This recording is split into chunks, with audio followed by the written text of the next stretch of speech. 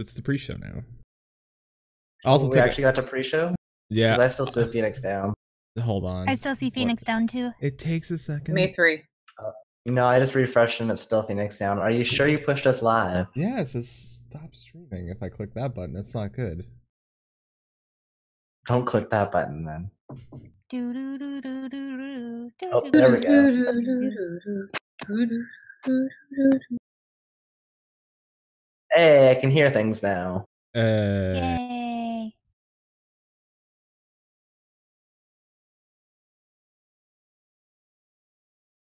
Oh, now I can hear it.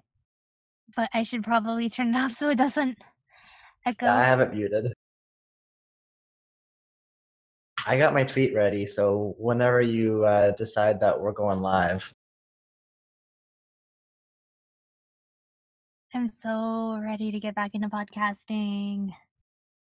I mean, I just took a giant mouthful swig of this Sweet Lucy whiskey, so Shin, be good night. I have water. Mm-hmm. Oh, that's it? We have Chili. Chili's in here. Chili's probably complaining because it's like... Oh, wow. We've 6 got a minutes good number of past. people. Look at this. We got leak. We got a good number. Oh, wow. Look at those viewers. All of a sudden. Hello. Yeah. Wait, there's viewers? Yeah, look at that. There's like 11 people in there right now. You act like that we don't get...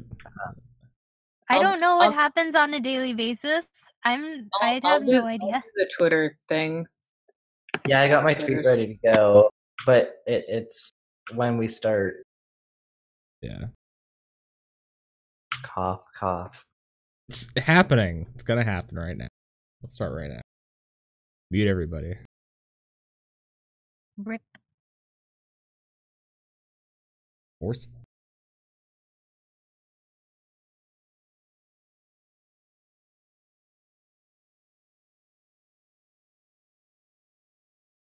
Today is April 27th. God.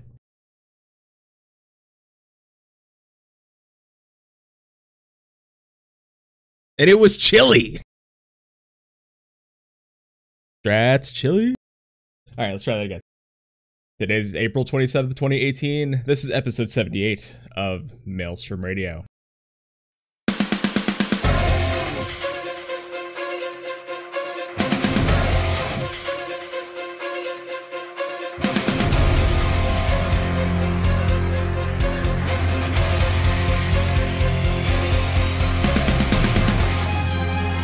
Maelstrom Radio.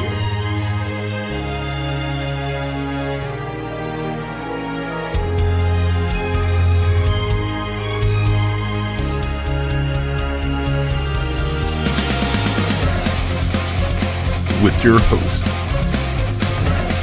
Flatus and Shinder.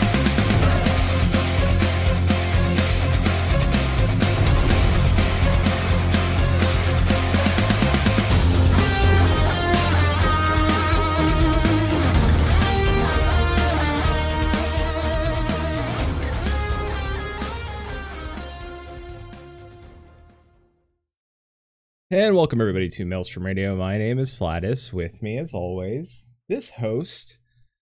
Rumor has it this host tastes like maple syrup. It's Shin. Sweet. Yeah.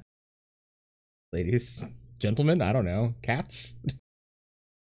Ooh, cats and maple syrup, probably not a good mix.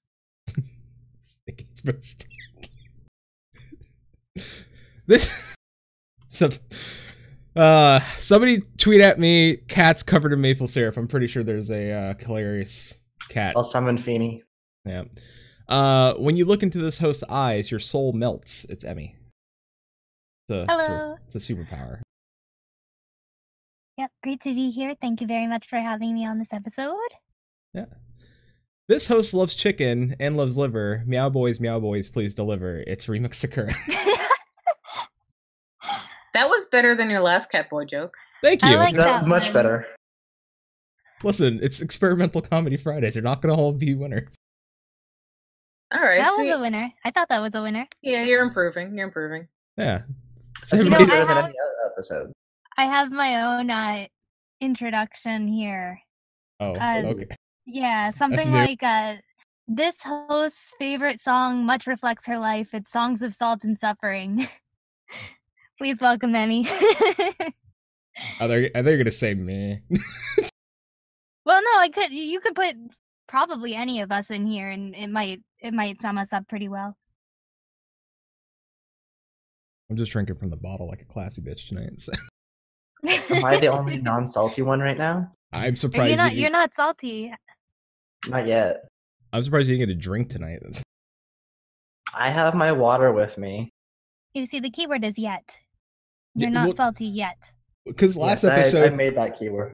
last episode you were bummed out. You're like, I didn't have a beer or alcohol. And then this episode you're just like, I got water. No. The last episode I was disappointed because I didn't have a drink. My throat was dry by the end of our talking for an hour. You got to start defining drink because I took a giant shot. Well, to quote one of the lines that I'm really proud made it into one of our skits, this host is saltier than a mermaid's cunt. Oh no! Is it you? Yep. Not me. Says the Salt Primal. True. Yeah, we're just mountains of salt over here. Yeah. No, the Mount. And Kilimanjaro. then there's Shin. And then there's Shin. No, don't shit's know. salty. I thought you left all your salt in Salt Lake City. Oh man, I miss Salt Lake. No, I brought the salt with me. All of it. Just I brought all of the salt in Salt Lake City over here to where I'm that's living just the now. norm. Now it's just like Lake City. Yeah, All right. I let them keep that one salt reference, but all the rest of it just came with me. Okay. So that's why the name is the same. But there's no salt left. I just took it all with me. Saltmonger. All right, let's Salt life? salt. Yeah. Salt Salty dog. Baroness. Salt Salt- Anna. So yeah, I was gonna say Salt Salta- Anna. Oh, that's Oh. great. That's got to be my new name on Discord here. Should we were both heading that route real quick, you and I. Yeah, I know the whole we think too much alike. Uh-huh. So somewhere in the past we were both bards and one of us was playing So like yesterday for me. a lute. Anyway, directly let's get right into get into news. The new optional item is available on the Mog Station. I'm not going to pronounce these correctly. So the Neza Chariot mount, which is the wheelies mount, or Heelys. Good. Not, if there was more wheels, there'd be rollerblades, but they're not. There's just one wheel. So It looks perfect on a Lalafell. Oh, really? They do. I haven't tried it out on any of my Lalas. I don't know that any of them would use it. But you know what? I What's think really that's the cool promo about picture that? was Lala. Mm-hmm.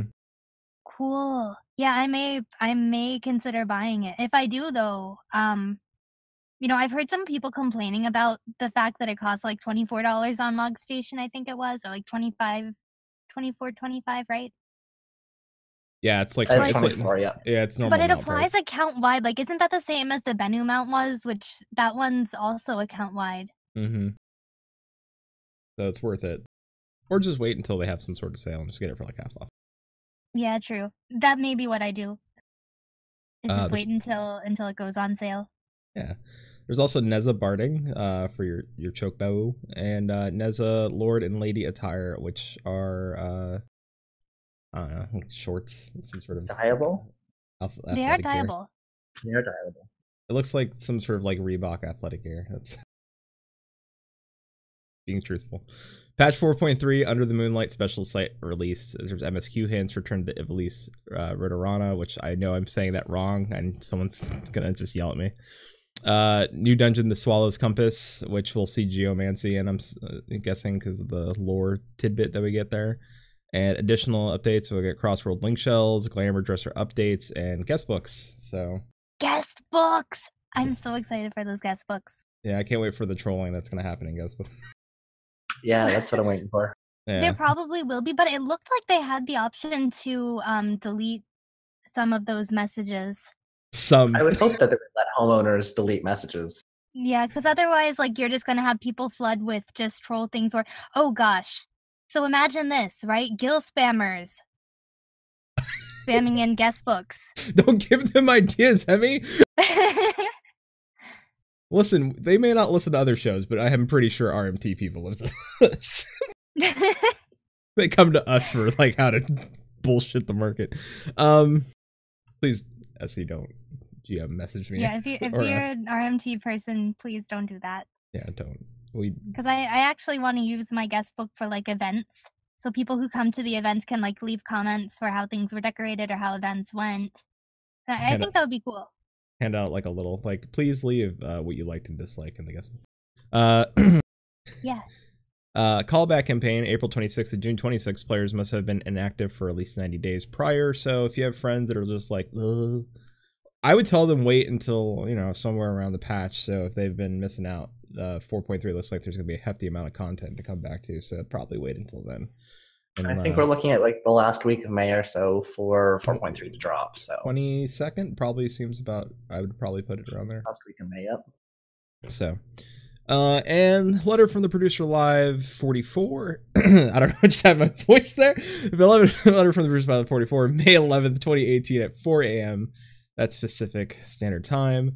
More details on patch 4.3. Guest is Yasumi Matsuno, creator of the Return of Ivalice series, which is great because I want to know more about that damn, what is it, clock tower? Lighthouse? Clock tower? Clock tower.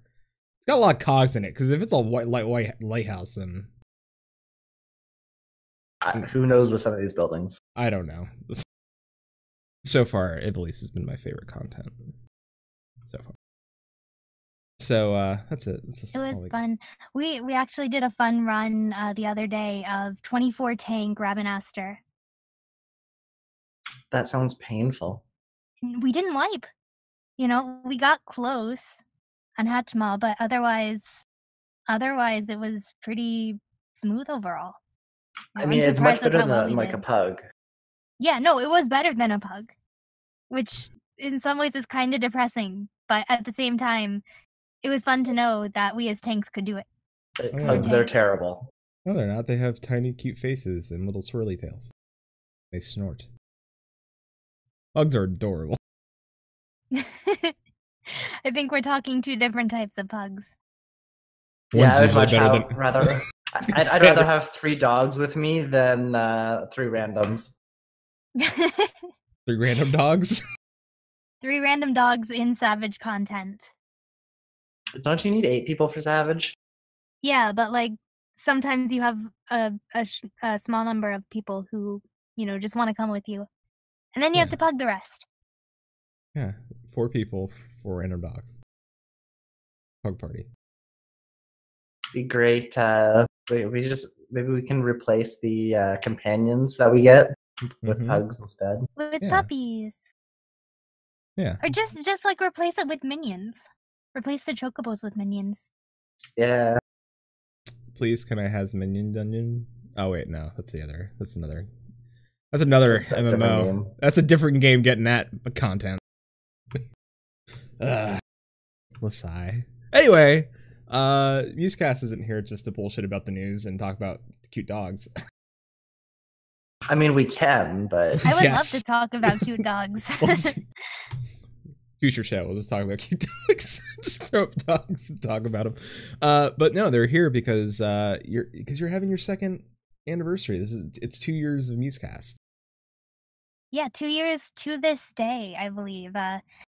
We consider the day that our podcast got accepted on iTunes, I believe it was, as our birthday, so to speak. So yeah, 2 years. Woohoo! Woohoo! It's pretty good timing. It is. Why do you say it's good timing? No, that like the day that we're doing our show just happens to coincide with the exact 2-year anniversary. I don't know.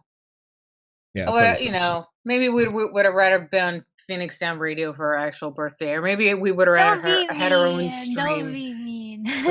Yeah, I guess it's lucky for you that you get our actual birthday. You get to celebrate with us. Yeah. Yeah, where's our cake? Where's our cake and where's our presents? Yeah, give us some cake. We talked about this a few weeks ago at having cake, and Flatus told me I probably shouldn't eat a cake live because that would be mean. It would Aw. be mean. Because he No, has I all would the- like to watch you eat a cake. Maybe I'll make one later. I mean, I can make a quick brownie, but I have a request. I have a request because we aren't putting cake in our mouth right now. Mhm. Can you play "Put It in Your Mouth" from Wait, that soundboard just super Who quick? says I'm not putting cake in my mouth right now? What? All right, And you well. aren't sharing? Only a small piece. Emmy might be over there in a few minutes. Yeah, hang on. Give me several hours. I'll be right there. All right, Put it in your mouth. Yay! That's right there. I Yeah, mean, we need some listen. cake. Listen, I better. think that creepy little blue whatever puppet thing needs to be one of our Twitch emote things. The creepy Things that blue pop up puppet. on the screen. Well, oh, like yeah, I can make that happen. Yeah. You want me to start going through Canadian PSAs and cut out the No. characters? I saw this one drug one. And the guy's like, "You want to do some drugs?" And the kid's like, "I don't know. This guy's not worth our time." He's got like needles and shit stuck into his puppet hands.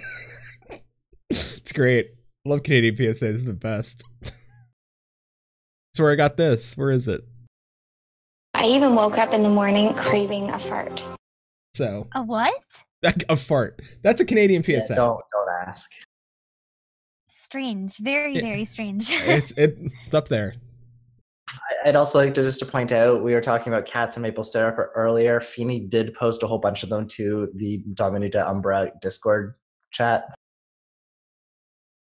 so they are in our guild chat for those who happen to be in our guild or free company. Sorry, it's free companies now. I love how the last picture is the bear tapping a maple tree. I love it. Remix, I'm very jealous of your Polish cheesecake. Polish cheesecake. It sounds delicious. Okay, cut that to only a few hours. I'm coming over. I didn't know anybody knew about Polish cheesecake. Oh man, it's I thought this was a secret. I don't know what it is, but I love all cheesecake. Yeah, and if looking it's at the 7, I'll maybe pictures, look it like- looks good. So I have a sweet tooth, so yeah. Give me a few hours, Hey, Shin, and do you I'll like be cheese? right there. You like cheese, Shin? Why are you answering? I'm shouldn't. Well, I'm not going to walk into any of this. If I were a cheese, what would I be?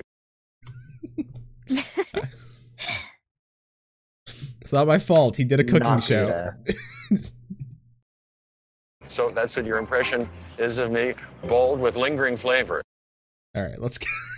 I disappear for 2 weeks, and I have to come back to cheese soundboards. Anyway. You were here when I got all that. I know. And then I disappeared for 2 weeks. It was a very nice 2 weeks. I should start sending you cheese. Anyway, let's get into some questions with Musecast. So first of all, It's been 2 years. yeah. So how does it feel? How does it feel being like, hey, doing this for 2 years? How does it feel? Remix, do you want to start with this one? If you count our hiatus, we've been doing it for a year and a half.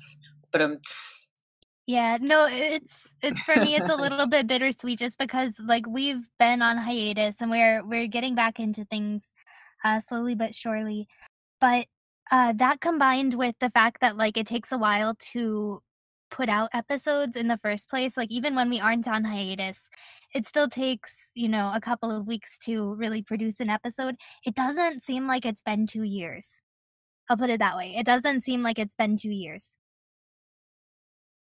I mean, like, each of your episodes is very, very carefully crafted, as opposed to like something like ours, which are done every week and like, I don't know, pretty quick. I mean, it's certainly a different type of show than like something like Maelstrom Radio, where it's all like sort of spur of the moment, and we edit things, Yeah, where- your audio. You call like earlier before our show, you were calling us scrubs because of our not fancy audio setups and all of that. Well, that's a little bit different. That's a little Oh. bit different. Like I tend to take a while to try and get things sounding, pretty good, but I also have, I think, pretty high standards, especially for a podcaster with regards to like my own mic quality and how shows go. So Yeah. I also, a lot of the delays, honestly, can always have been blamed on me, and I need to delegate more to MA. I always feel bad and be like, no, I can handle this, and I end up getting sort of delaying things, not because I can't handle it, because I'm sick and I run into things. So we should. At one point, we talked about delegating more to Emmy, and then I felt like that wasn't fair. But like we still have a skit from New Year's to get out, and the skits are they're a little bit different than episodes in that they're more creative. So what I've been doing with that is I have to select which of my like acting takes are the best, and there are a lot of them. There are way too many takes of certain lines because I don't have a lot of experience in voice acting, and it takes me a lot of tries to feel like I nailed something. It would take Emmy a lot fewer tries to feel like she nailed something because she's the experience. With an episode, there's not a lot of cutting and chopping unless we pause. And Emmy does the full mastering by herself, but sometimes I get a little bit too sensitive to small noises. It's actually been funny because part of my disorder has been also sensitivity to cooking. And remix, you're fading out. I don't know if we've gone into that big reveal yet. The void has remix again. Yeah, the void has eaten remix. Hello? Oh Really no! soft. Starting to get an echo fell too. away again. Starting a slight echo. Like you're down in a ravine screaming up at us. Hello. There we go. There you go. Oh, okay. I moved. I'm breathing right into my pop filter, but sure. This works. It Alright. worked. Yeah. Yeah, so like something like this, for example, you would not hear going on at all on our show. And it's just like a different sort of vein of things. And I think because we definitely are trying to get back into things, especially because, it's 2 years. We should be getting back into things. Do you find it? I'm sorry. Go ahead. Oh no, you go ahead. I was gonna say, like, do you find it like less stressful doing an offline show? Like most of your content tends to be, at least your recorded content, you record it offline and you edit it and you master it and do a lot with it before you finally release it out to everyone. Do you find that easier, or I guess maybe not easier, but less stressful, I guess, at least, as opposed to doing a live show? I think personally, I would say that it is less stressful in a lot of ways, but it also means a lot more editing. It's just a different style of show entirely. We just want to put quality over quantity. We want every one of our episodes to be archival. We feel like we get a lot of people who are introduced to us, and then they don't listen to just the latest episode. They listen to the entire back catalog because we don't deal with news. We don't deal with what's current. We deal with what's timeless, always. Though some things have gone out of date, like that Ishgard episode. As soon as the lore book came out, it like blew away everything in the Ishgard episode. That's true. Like I feel like some of those things we should update as we get more information, but that's sort of a task for another day. Aside from that, you can go back and listen to any of our episodes years later and they're just as relevant. The only thing that changes is lore, so we don't deal with news, current topics at all, basically, unless we're reporting on what we did that week. And that makes our content timeless, evergreen, and it ultimately gets us more listens. Yeah, it keeps old content fresh and recyclable and referenceable. Everything from intro to RP to how to hold an RP event is like reference material that people can go back to anytime.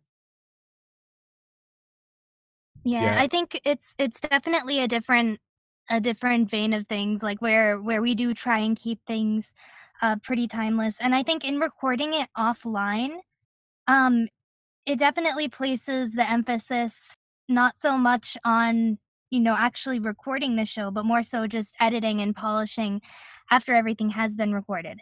And so what that means is, it's a lot more, in my opinion, it's laid back in the recording process because you don't have to fit anything within a certain time frame.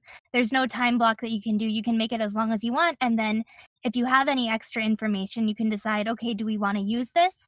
You can pause at any time and just kind of backtrack on things, see if we need to review things where we didn't like how it turned out.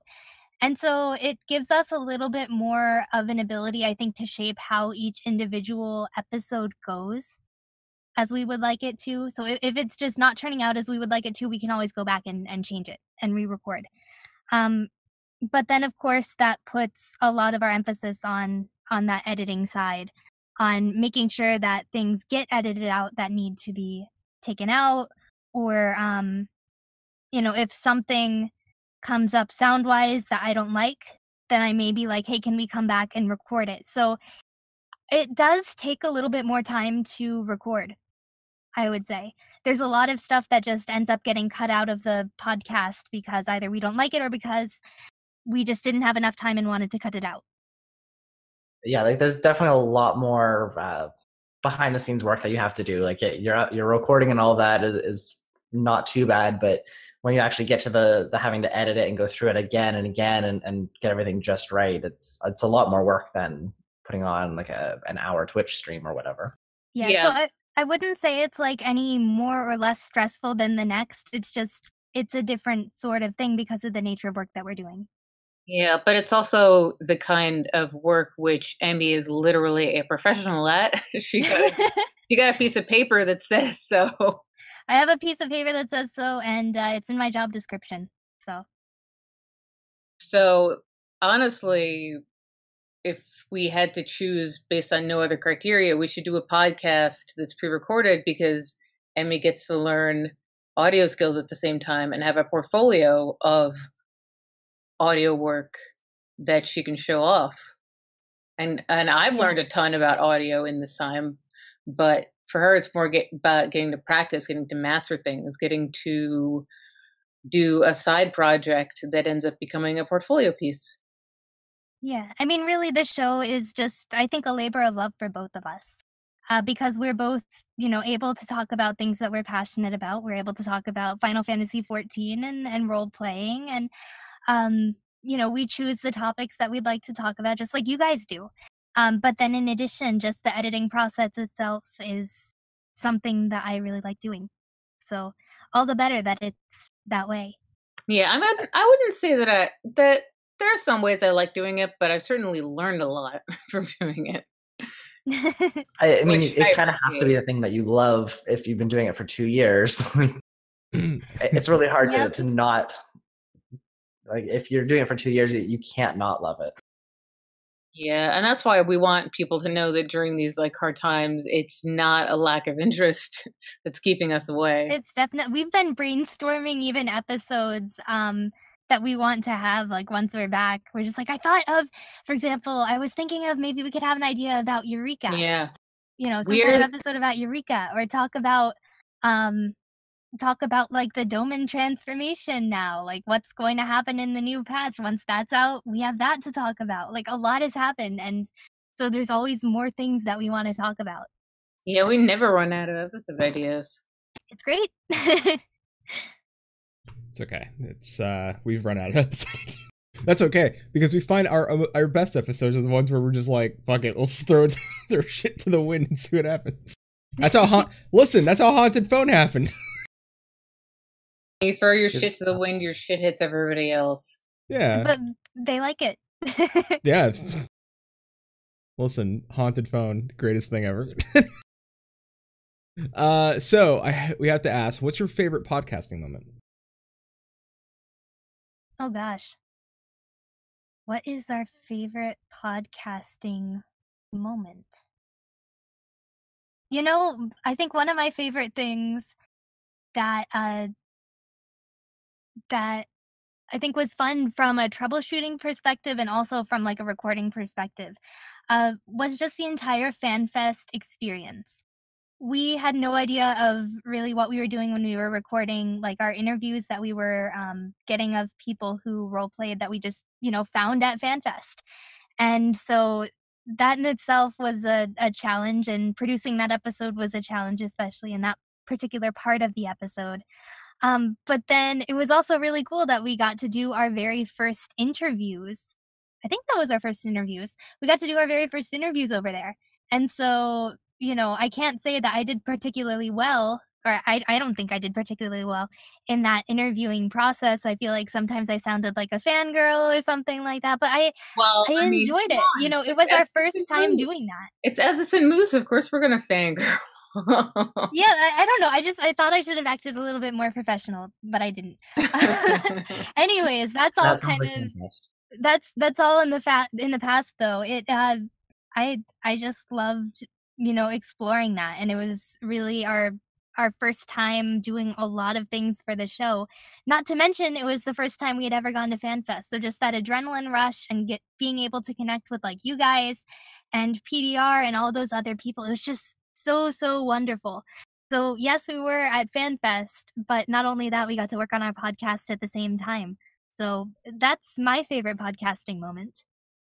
Yeah, there was a lot of interesting MacGyvering techniques, things we had never tried before, things we didn't know were going to work.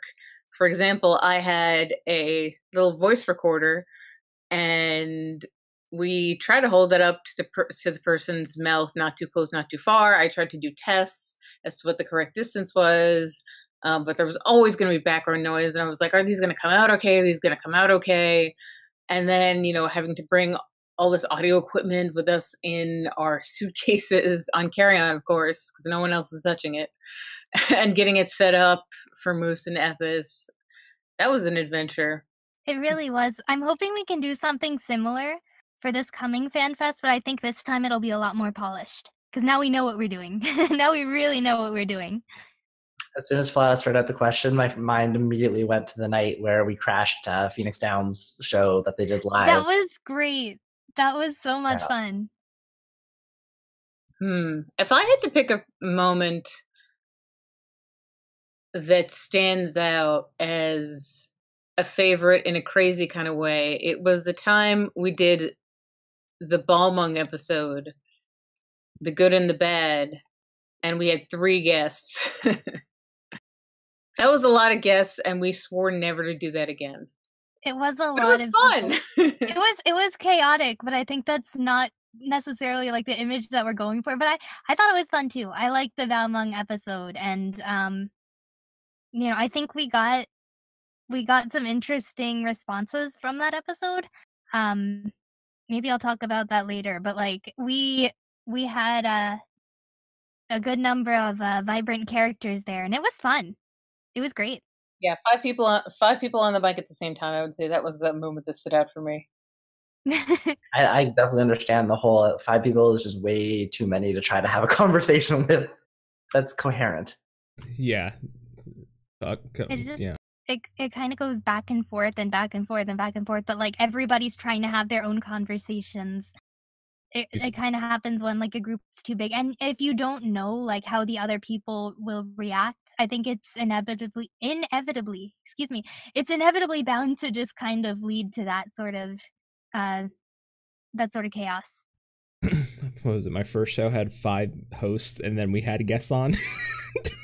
5 hosts. Well, I hope you got hosts. to know them though. You probably knew how one another worked like within the mic, and so you knew when to cut in, and you knew you know, just how everybody operated. It was just the guests were the wild cards there.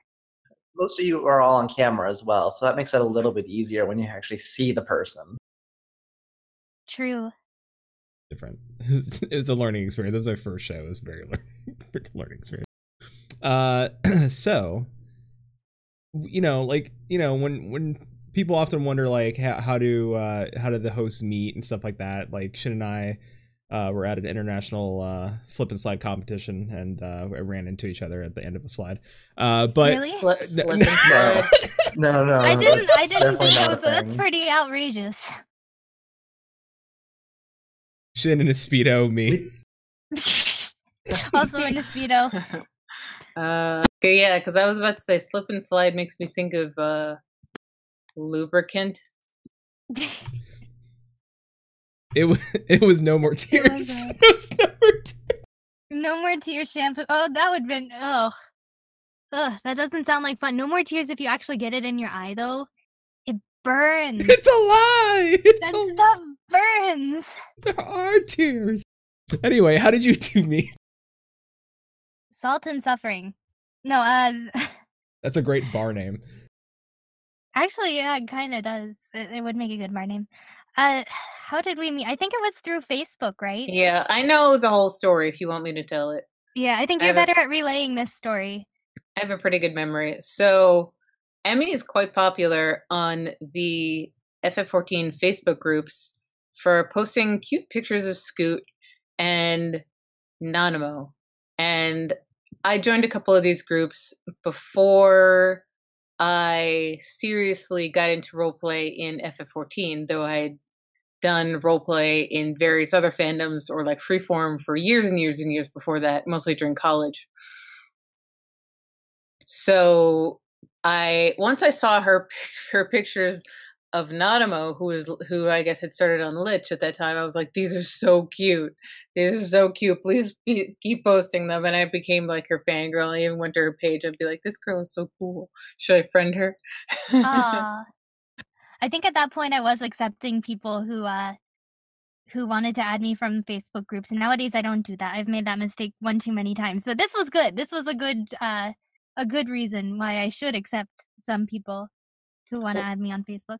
Well, what happened then is that the Sultan's Fort on Lich had already been formed and was getting pretty active. So you put up a recruitment post saying, hey, we're trying to get together a group of people who want to make in-game character models to roleplay NPCs. Here's a list of characters that we are currently missing that we're looking for. If you would like to claim one of these characters, leave a note.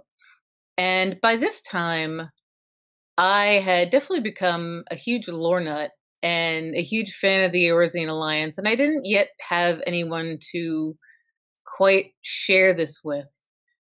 But in my weird imaginings and weird writings, which I still hope to turn into a comedic, comic strip one day, Broa was always my favorite, and she had been my favorite for a long time, just for being a badass. But then I got into the more complex parts of her character, like her other sides. So I had sort of already started to form a headcanon version of Roba, which was interpretive, maybe the beginnings of a roleplay character. So at first I was worried. I was like, oh man, is this going to take up a lot of my time? Little did I know, no, it's not roleplay. It's going to take up your time. It's going to be making the roleplay podcast that's going to take up all your time. So I signed up. I signed up and I said, hey, I'd like to try out playing Roba. So I came to Lich, joined the group that was there at that time, and just got talking to Emmy, who has always been Nanamo, and we started chatting about various things, and then we realized we had a lot of things in common, like our obsession with the Eorzean Alliance, and our obsession with Ul'dah, and our obsession with Nanamo X Ralban, and many other things. I wouldn't say obsessed about Nanamo X Ralban, but I support Nanamo X Ralban. I do. I'll put it that way. That said, I do care about Ul'dah entirely too much. My in-game waifu says I need to chill about that. And I agree, except I have no chill. It just comes across that way. I mean, I have to split my love between Ul'dah and Limsa, sadly. But like deep in my heart, like outside of all of my characters, outside of playing Rowa, Ul'dah is my country. Like if you're just talking the remix, then I'm 100% Ul'dah. I'm glad we can all agree that no one likes Gridania. Yeah. I think Gridania needs more love, is what it is. Gridania kind of has gotten ignored largely, and I would love to see more arcs focusing on like a lot of the Scion's presence within Gridania, and even Limsa kind of has gotten neglected. Like as much as I love Ul'dah, I'd like to see more development for people within those arcs because it's focused a lot on Ul'dah. It's focused, a good amount on Ala Mhigo for obvious reasons. But like I would, as much as I would love, love, love, love, love to see more Ul'dah, I think, people bring up a good point. A lot of these other city-states, these other 2 starter city-states just haven't gotten much love. And they need more. Nobody likes elves or trees. I honestly, I want more of the Pajali stuff. I do too. I really do too. I mean, I think they'll get into it eventually, but I mean, I've written essays, and I feel like I could write more essays one day about why Ul'dah is so fascinating. And I finally came up with the answer a little while ago that sort of crystallizes my fascination with the town. Because on the surface, it's really fucked up, and dirty and hypocritical and corrupt, but also has a unique sort of beauty and culture and arts.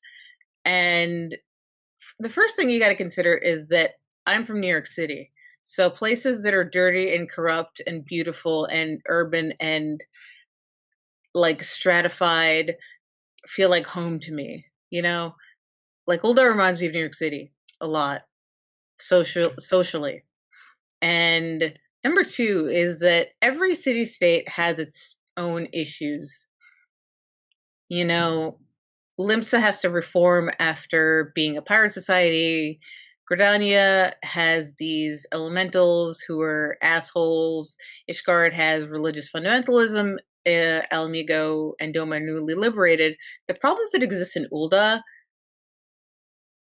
are actually real world problems. Like nobody in real life has to deal with angry fairies in the forest or like pirates, but we do have to deal with economic stratification. We do have to deal with corrupt governments and oligarchies and not being able to make a living, and the difference between the rich and the poor, and the abuse of refugees, and the manipulation of the economy by secret cabals. That is real life. So when you look deeply at Ul'dah, you're looking at the world, like, refugee crises. Like that was the first, when Alphino, of all people, and his mansplaining starts to explain the trouble that Nanaman and Raban have with reforming Ul'dah because of the syndicate, and about the refugee crisis. That was the first time, my first playthrough, it really hit me that this storyline is very, very mature and like adult, and like you kind of have to be an adult to fully understand it. And I'm like, this sounds like real life.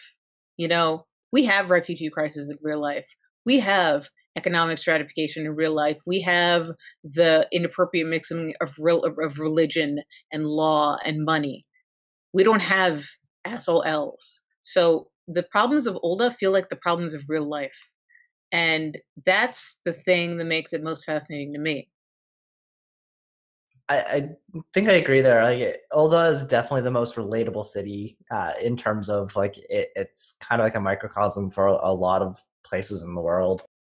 I agree and with I guess that. Ishgard to some degree as well. Like it's a little bit more extremist in what it goes, like a lot of storytelling. But yeah, like Gridania doesn't really have that same sort of representation, and Limsa as well to a degree, or rather, like Limsa is a much older.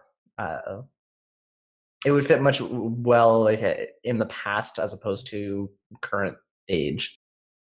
Yeah, I would say the same thing about Ishgard too. Yeah, exactly. With Ul'dah, especially, like, yes, they're relatable. They're definitely relatable problems. But I think there's also something to be said about the characters that exist within there. And if you take a look at like their motivations, all these, especially the political characters with like people like Lolorito, people like Teleji Adeleji, people like Nanamo, and especially Nanamo actually more recently. You take a look and I think their motives for all of them are they want to improve, how life is in their country. Now, whether it's for the individual, whether it's for, the so-called greater good, that's down to the character. But I think a lot of their motivations, as we delve deeper into Ul'dah, we get to see, you know, all of this layering of I want what's best. I want what's best for our country. And I think with a lot of the other city states, we just haven't explored a lot into that just yet. Like Ishgard, we saw a little bit of that. We saw Thornton's motivations for, like, you know, continuing this war which has existed for so long. But Ul'dah, it's like it's a combination of, it is realistic, but we also get to see, like, yes, these characters are trying to improve life, and I think that's also brings about another sense of realism. I hope that made sense. No, I it hope does. that made sense. No, it does. I'm still fascinated about the fairies in the woods, and Of course. you never know. There might be somebody who listens to this later who's like, "Fuck you! There are fairies in my trees. What are you talking about?" So, given the idea of being invested in the story and the city states, the one thing that you've done that's really unique is that you started doing radio style plays. Where did the idea come from? I'll let Emmy answer that one. Yeah, this one actually came about because of a lack of time. In short, it was because of lack of time. During winter break, which was, just, Christmas time, holidays in my case.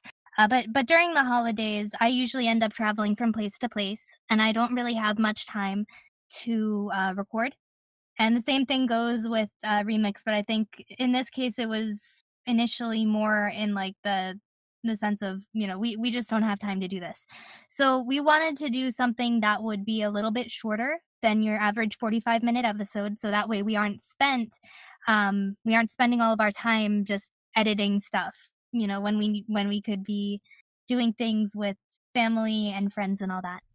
So initially we came up with doing retellings of the stories from Tales from the Calamity, and that was what we did for our first holiday special. But then we realized, those are finite, and we aren't always going to be able to provide voices for every single character there. We can't be Alphino. We don't really have the voices to do somebody like I don't know, Emmerich or somebody like that. Well, in mine, the only characters that in Merlweb's story, the only characters that appear are Merlweb and Einzar. So I got to do basically just like the lower, scratchier version of, my pirate accent for Einzar. It wasn't that difficult. But Emmy, she had Nanamo, Pippin, Thancred, and Palpachon. There were a lot of people for which she all borrowed Ethis Escher. I borrowed Ethis for a lot on that first one. So anyways, so what that meant is, like, we didn't we realized that, we could do some of this for like future Starlight specials, but like we wanted things that we were invested in, just like the next person. So we wanted to do something a little bit different, I think, for our most recent thing. And that was really where the radio style plays came from. One thing that Remix does sometimes is, like, she'll write out scenarios of, deleted scenes that might have happened. And so for this particular thing, because once again, I was busy over the holidays, we decided to go with this. And so it takes a lot less time to produce than some of the other episodes. It does involve, having other people on, having people who may not always be, it's not just Remix, it's not just myself, it's somebody else. And I think that kind of brings something different, something interesting to the table, especially because, it's a different sort of episode. It's not even really an episode. It's a mini-sode, maybe. Would be the best way to put it. It's an audio drama. So from my perspective, we really enjoyed doing last year's, dramatic readings. But we don't have enough Tales from the Calamity or Tales from the Dragonstorm content to keep doing them. Right. So that was where that came from. But it's true that I had begun to write out dialogue-like scenarios because my mind works a lot better almost like a screenwriter than as a novel writer. I tend to picture things in my head as movies. And so I have a lot easier time writing something that's more like a script for a radio play or a script for a comic book than I do have writing prose, which is why all of my fanfics are like work in progress, because my mind just doesn't work in prose. It works in imagining scenes. So I had a couple of these archived that they weren't really fiction because they were just dialogue style. And a lot of these came about because, remember the Heaven's Deb contest I did earlier in the year? Yep. I came up with a few scenario ideas with that for Moa, but then I realized that none of them actually fit the rules because none of them took place during Heavensward, because Merleb doesn't do anything in Heavensward. And I just wanted to do a Merleb. Like, I just didn't really want to do anything else, so I ended up not submitting an entry. It's submitted an entry. We were going to submit in different categories, so it wouldn't have been a conflict. But because of that, I began to generate more ideas for dialogue-based, behind-the-scenes conversations that characters would have had. And I've actually started to write more and more and more, like as the wheels start turning. And especially as like I slowly do my MSQ replays with Merleb, I get more and more ideas. Because I'm playing through the story as her, even though I know that it's, she didn't go through the same things as the Warrior of Light, you get interesting juxtapositions. For example, that's exactly where I got the idea for both of the skits that we did for this year. The second one will totally come out. But the first one, which did come out, involves the deleted scenes from Revenge of the Chef's Bane. That's the level 50 culinary quest where Lolorito tries to embarrass the hell out of you, the Warrior of Light, and make you not impress Nanamo with all of her favorite dishes, but you succeed anyway. And he just looks so freaking salty afterwards. And if you look at that scene from the bigger picture, there are 6 people at the table. Nanamo, Lolorito, Merleb, Einzar, Reiner, head of the Yellow Jackets, and Lolorito's manservant, as well as the Guildmaster and the Warrior of Light. So the fact that Merleb is there to watch this scene actually struck me because, I live in Merleb's head while I'm doing these things. And it actually struck me that, like, her watching this, she would have found the whole thing so hilarious that I just began to write what would have happened when everyone else left the room. And like, she just immediately starts bursting out laughing. Like, so here's the thing with that though. I took one look at her initial draft and I'm like, I don't know that Nanamo would say this. So it really turned into really a role play is what that particular skit turned into, where she would write one thing for like Melvib and then I would write another thing for Nanamo. And so, we would edit things just because I think that gave like a pretty good sense of how we even write our characters in game. Although even now, I think the way that I write Nanamo has kind of evolved over time as we get to know our characters better. So Yes. I know one of the things you were doing last year was you had a number of different things that you were streaming, going back and playing through the main scenario quest with different characters and such. Do you find like going and replaying those moments or doing like I can't remember what the name of your segments were. Storytime stream? That's what it was. Thank you.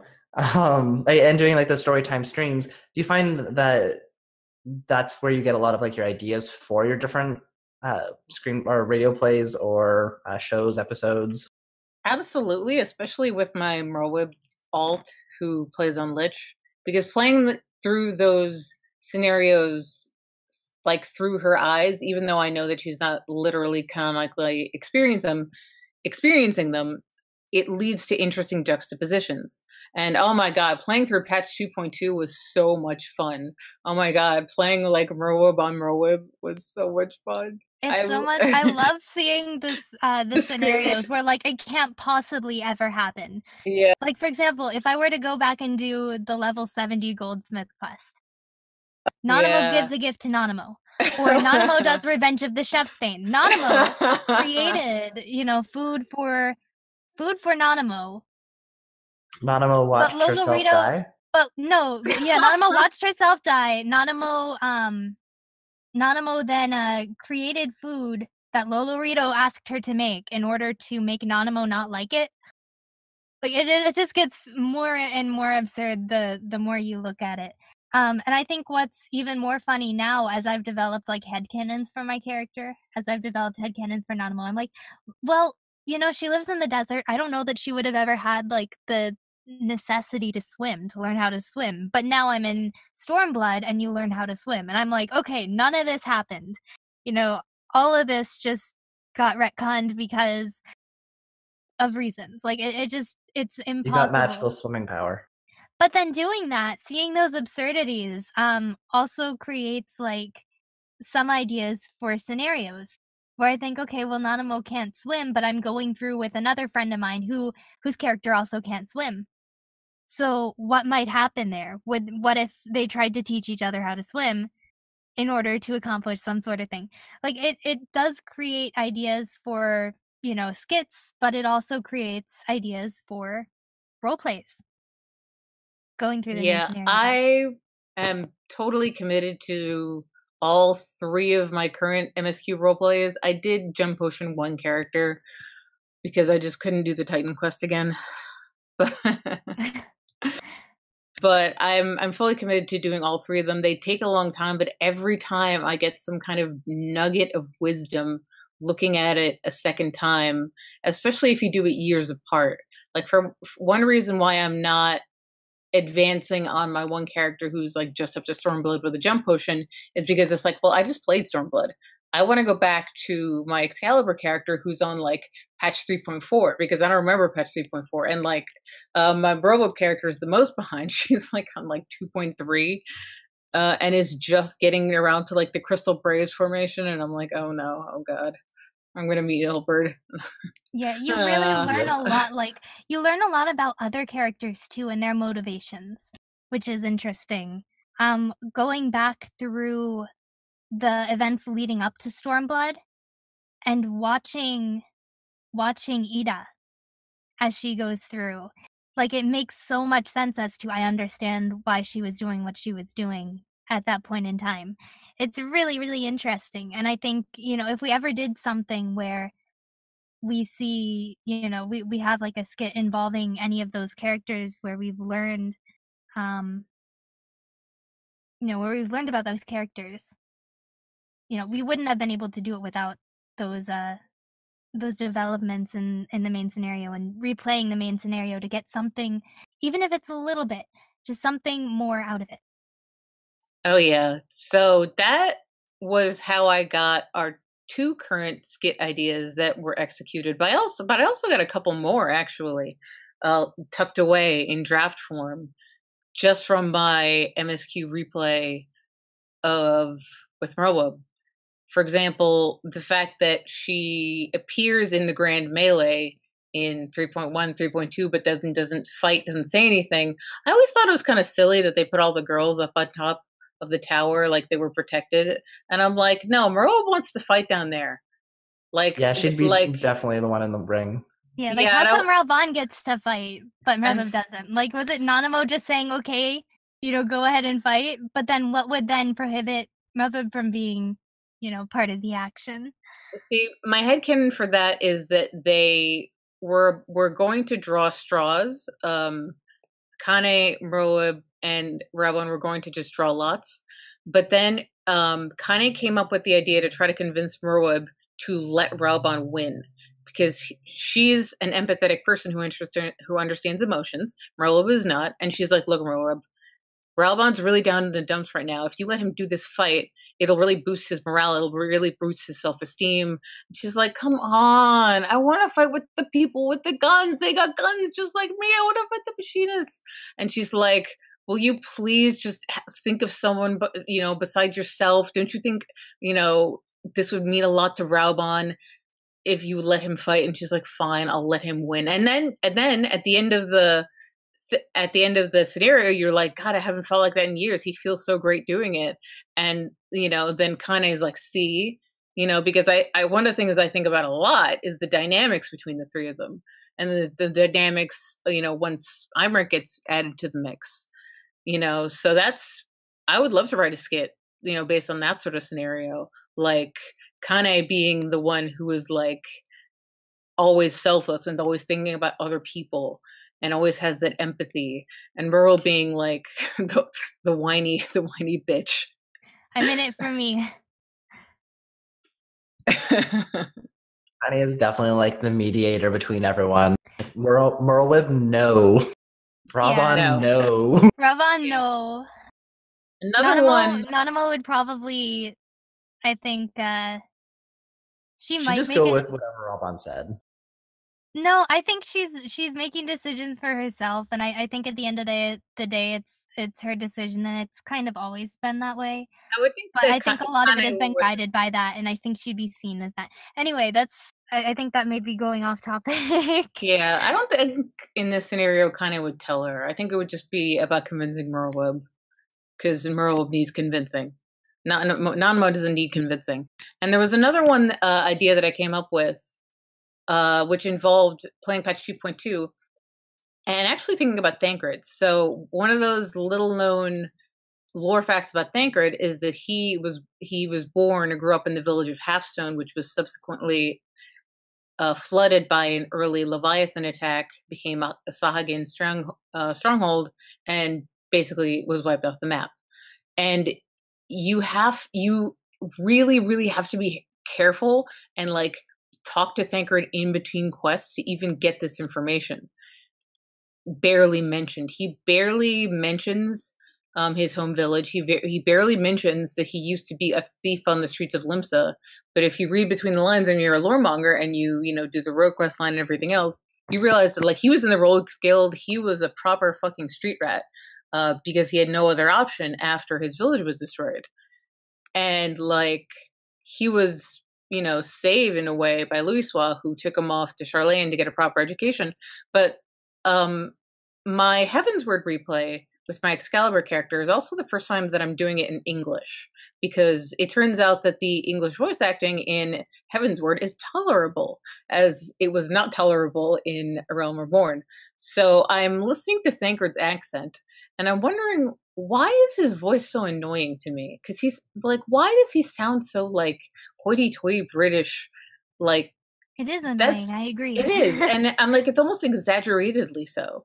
And I'm wondering, like, you're a fucking Leminson street rat. Why do you talk like that? And then I realized that a lot of people who come from bad parts of town and then try to make it up in the world try to hide their native accents. Same thing with immigrants. They try to hide their native accents. They try to hide where they're from because they're ashamed of it, especially if you go to like Charlayan.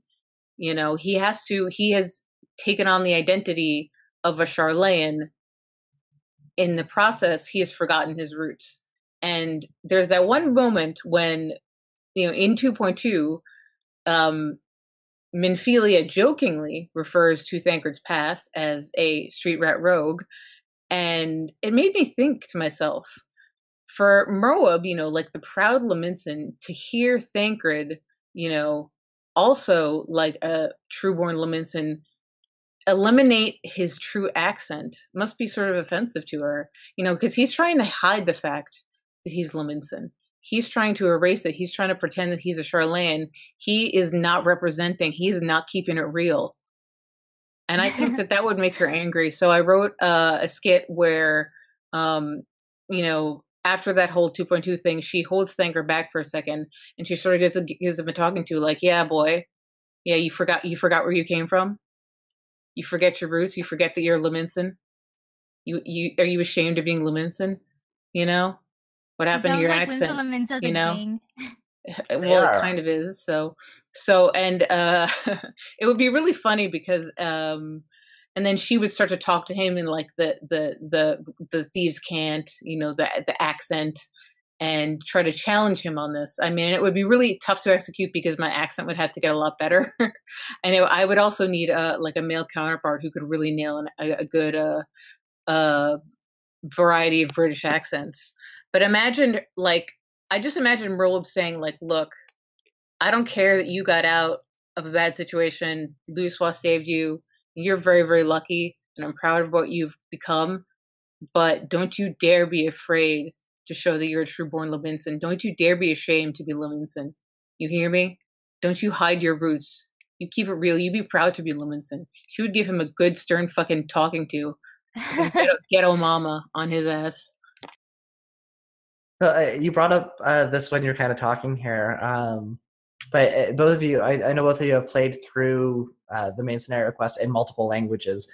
Do you have any, like, do you have a specific language that you prefer or anything? Like, I know there's definitely lore differences, or slight lore differences between each of the languages just for localization purposes, but like, do you have a language that you prefer for any specific reason, or? I play the game in English. I could play through it in German, but you know, my German is a little bit rusty, so it would take a while to get through. I've compared a lot of the voice acting, I think, between English and German, but you know, primarily I play in English. You know, all of my subtitles are in English, and so I usually don't pay attention to like any lore differences unless it's something that like I particularly disagree with. And then I'll see like, okay, is there anybody else who's talking about, you know, how this section was interpreted in other languages? It's really interesting to see the differences between different languages, but typically I just play, you know, according to English because one, I voice act. I want to see what the voice actors are doing, even if it's bad. Even that terrible 2.0 hit and miss voice acting that was going on there. I still want to listen to the English voice acting, even if it's bad. So yeah, English for me, just because, you know, convenience, and I use the voice acting in English as well. I'm very much the opposite. There's actually a funny story. On my third day of being not even subscribed when I was on free trial, when a friend of mine had invited me to the game, my first character, of course, started as a conjurer, started in Gridania. And my friend asked me, hey, how are you liking the game so far? She's like, and I'm like, I really like it. You know, I'm sort of confused, but I'm really getting into the story and the system and everything. My one complaint is that the English voice acting is terrible. And yeah, the 2.0 voice acting is bad. But especially Papalymo. Papalymo is like English Papalymo is like nails on chalkboard. And because I started in Gridania, I had to listen to him, and I was like, I can't stand the English voice actor, because my friend is like, you know, you can switch to Japanese. And I'm like, you can switch to Japanese? And I'm like, click, switch. And I never changed from Japanese, you know, ever again until the day when Emmy was on Storytime stream with me. And she suggested that I change to English for this replay. Specifically, she's like, well, you're doing it a second time anyway, you might as well try the English. So I gave it a chance, and it's definitely decent. And I would say that most characters are about the same level, and I'm just going by acting, just by the emotion in their voices, not by the localization or anything. I think that most actors are about the same level of talent. There are a lot that are worse. The only voice actor that I like better in English, way better in English than in Japanese, is Sid. Because Sid in Japanese sounds a little bit nasally. Oh, but Sid in English is so fucking sexy. Sid in English needs to change to Jeff Bridges. I think Jeff Bridges' voice would be a great fit. You just say that because of the beard. Yeah, no, it's true. He does. He looks like Jeff Bridges, but I think Jeff Bridges would be a good fit for Sid. You got Jeff Bridges, like the dude Jeff Bridges. Only if he sounds like the dude. Hey, like, man, there's a drink. Not like that, but like I'm thinking more like his performance in like Tron Legacy. Like it was a lot more serious. Like take more serious Jeff Bridges as opposed to very like, you know, hey dude kind of thing. Nope, Sid is now Jeff Bridges. But yeah, Sid and Jeff Bridges, but don't make it. Why can't I think of the name of the movie? He looks like Kenny Big Loggins. Lebowski. Don't make it Big Lebowski. No, it needs to be Big Lebowski, Jeff Bridges. I think it's more hilarious at the time. You know, hey, man, there's a beverage. I had more things to say before you started talking about Jeff Bridges. Jeff Bridges. Now they're all gone. Kenny Loggins. Okay, So so go on about that. So basically, my commitment is with that one character, I will continue to play through in English just because of Realm Reborn and Stormblood. I actually listened to a few seeds in Stormblood in English, and the voice acting is getting dangerously close to actually good. I was like, whoa. I played like the first couple of scenes with that one character that was jump potioned in English, and they do the scene where you talk to Conrad, and I was like, this is like getting dangerously close to actually being good voice acting. Like, wow, I'm impressed. It's like, this has improved a lot. So but I still want to continue with my main in Japanese just because I've done that the whole time. And I have a good enough understanding, remembrance of Japanese that I'm nowhere near fluent and lost my conversational ability years ago. But I have noticed a lot of differences in localization because I have Japanese dialogue and English subtitles, things that I would have never noticed. And not just things that end up being on forums, like the whole mistranslation of Midgard somewhere, like little tiny things. And then if you go on like XIVDB and then you try to get the Japanese text, you can actually compare. And it's really led to a lot of insights into the story and the characters and the lore. Because, I mean, to me, maybe it's weebish, but I consider the Japanese version canonical. I consider that the writer's intention, and everything else is just another localizer's interpretation. Like Oda is the writer of the story and everyone else is just a translator. You know what I mean? And like maybe they have reasons for changing certain things. Like with Haurchefant, like he would come off as a pervert, but there's some things I'm like, no. Sometimes I feel like they change the meaning too much, and I feel like it's on purpose, and I don't know why they. And you know, even Moose, who has super secret access to like this database of all text quest in all languages, has given us, like, for example, like snippets of like the same line in 4 languages, and the meanings are completely different. And I don't understand why, because you feel like you have to read it in every language to get like the real truth. And you know, if you're a lore monger, you want all the tidbits of information there are out there, and to feel like that some of them aren't accessible to you because you're not fluent in 4 languages is really frustrating. Well, here's the thing about that though. Sorry. No, go ahead. When you have multiple translations, I mean, yes, it's all coming off of this original translation, but you have to keep in mind it's all being done by Square Enix. It's all something that's been, you know, edited, approved, and it's now part of the official game. So with all of those translation changes, I kind of see it a little bit differently. I see it as if there are, you know, different ways to view a character, they can all be valid.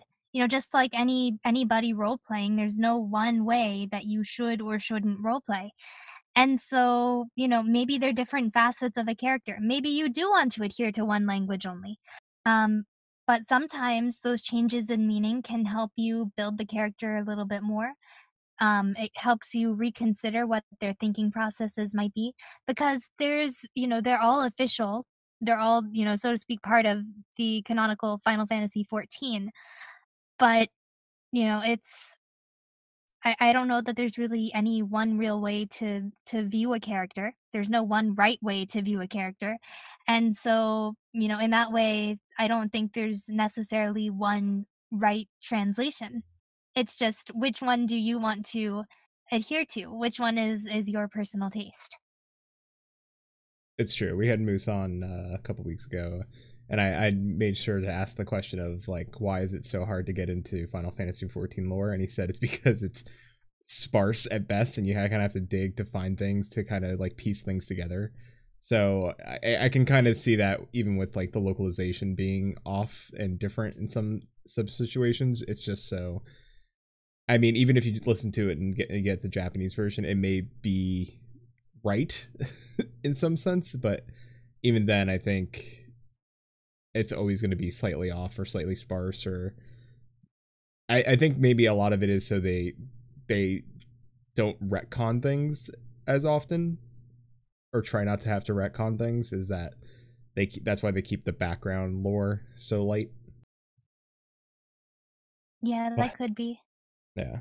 That that being said, how do you feel about the community's reaction to like Musecast since its beginning? How do we feel about the community's reaction to Yeah, like Musecast? your audience. Did you expect like from what I've seen, like the reaction's been pretty huge. Like you have a pretty large following now. Like it's you've grown quite a bit in the last 2 years. Like how do you kind of feel about that? You know, I feel like we haven't grown as much as people say, and it wasn't really until we did the Extra Life stream last year that I realized like just how much we actually have grown. We do, you know, actually have a following, and you know, I think that's amazing. I think it's great that, you know, we do have people listening to us, and despite that, like it still feels like it's a small, close knit Musecast family. Um, between, you know, people watching our stream, people in our Discord, it feels, you know, still like a family even though we've grown. And so I'm really, really glad about that. And I'm glad that people have, you know, embraced our show, that people look forward to when we actually put out an episode. You know, because it's great that that we're doing what we love. And I think even if we didn't have much of a following, we'd probably still be putting out, you know, the same amount of episodes. But it's great that, you know, people listen, that people, you know, actually like what we do, and they're willing to listen to our little snippet and our thoughts about everything. And then from there, of course, they can interpret the story as they would like.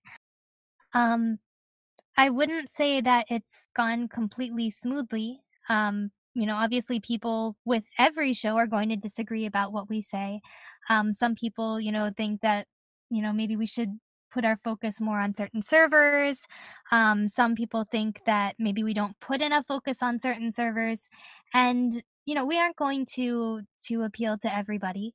But I think as we move forward, you know, hopefully we just keep the momentum going. We keep that support, and we get new people who discover it and, you know, embrace it just as our listeners have. So It's I'm overall happy.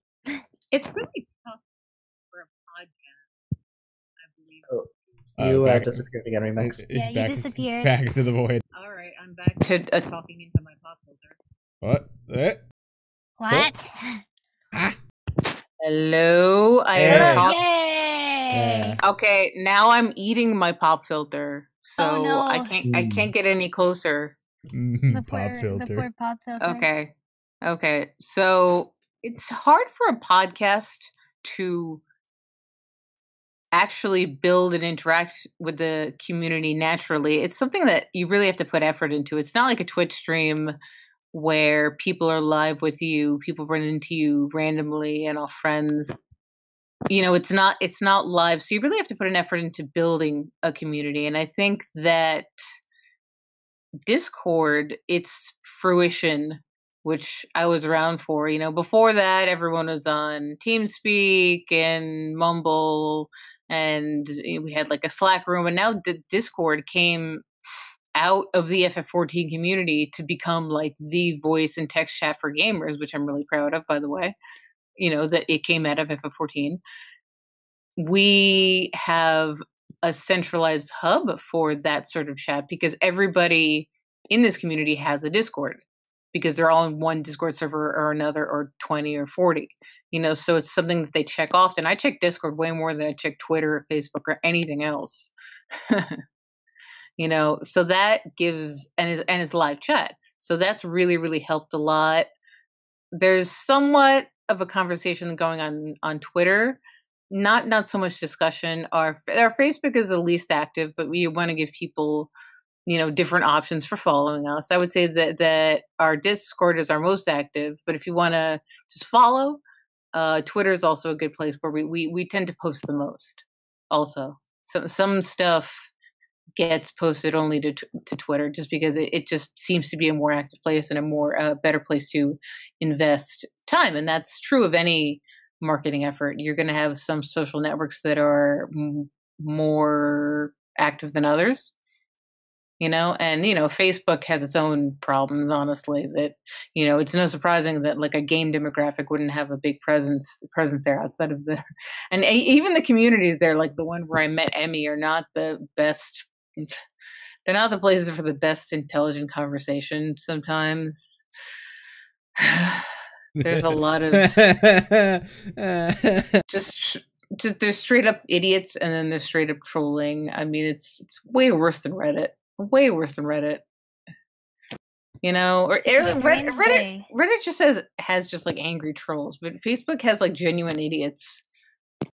I wouldn't say everybody's an idiot though. Like there is some intelligent conversation, but it's definitely a wider mix of people, I think, on Facebook versus people using Discord, where you can choose what servers you join. You choose what you want to join, what you want to talk about, and I think having that Musecast Discord is a great place where we've been able to interact with people, to say hello to the people who listen to us, because we don't really get to say hello to them except for our usual welcome adventures sort of thing at the beginning of every episode. We don't really get to talk to a lot of our listeners on the show. Maybe we'll have a guest from time to time, but here we get to actually interact with people, and I think that's led to us maintaining as great of a community as we have right now, even though we spent a couple of months in hiatus as we were getting over some real life obstacles. So I really, really would like to thank the community who has stuck with us. Yeah, we have a lot of close fans. I mean, people that we know by name, people that have stuck by us for a long, long time, people that are our Patreon donors. And I appreciate all those people. And I think that we have a good, diverse group of people. And we also have, unsurprisingly, a lot of non-Balmung people, because, we ourselves have always been very, very accepting. We're not, especially active on Balmung either.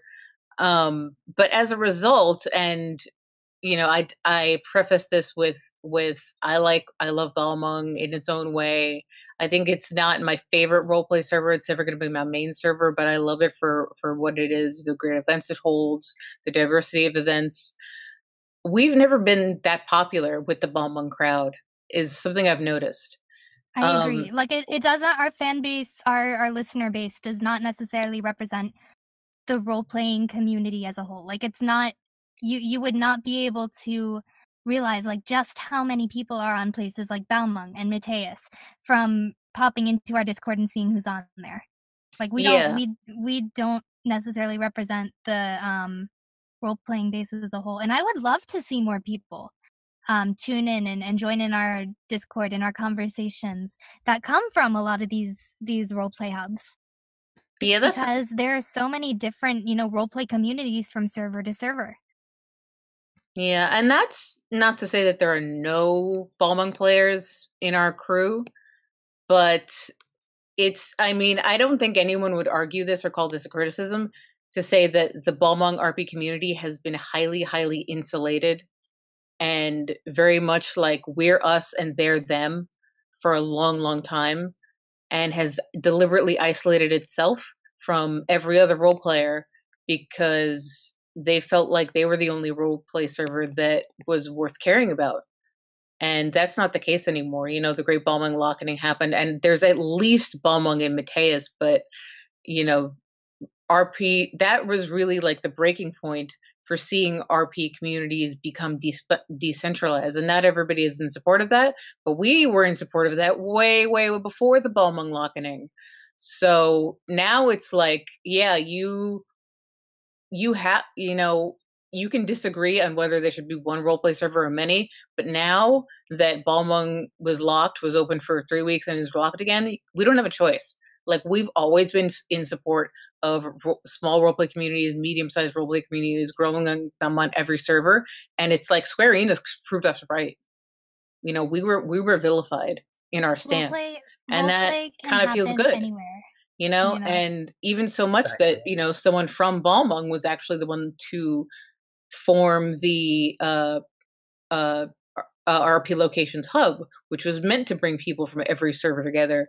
And then you realize like how many people are on like Genova and Leviathan, and even if it's a small group of people, it's still enough to have an active enough community. Like Gilgamesh, like I really like the Gilgamesh crew a lot. It's small, but it's tight knit, and you're able to make friends. And I really like just the Gilgamesh crew's style also, because one of the other sort of issues with having one roleplay hub, one roleplay server, is you also have only one roleplay style.